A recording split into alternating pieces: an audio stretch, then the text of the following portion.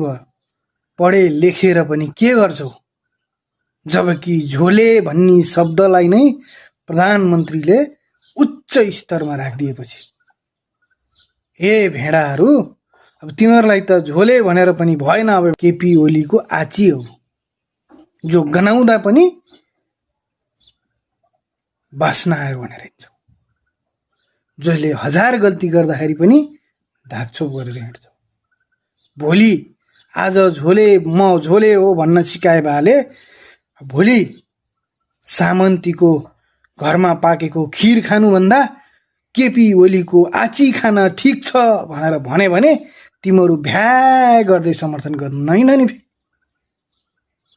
आँखामा पट्टी बाँधेर हिँडेकाहरूलाई केपी ओलीको आची पनि खीर भन्दा स्वादिष्ट नलाग्ला भन्न सकिन्न। हस् त, आजको लागि कार्यक्रम यति नै।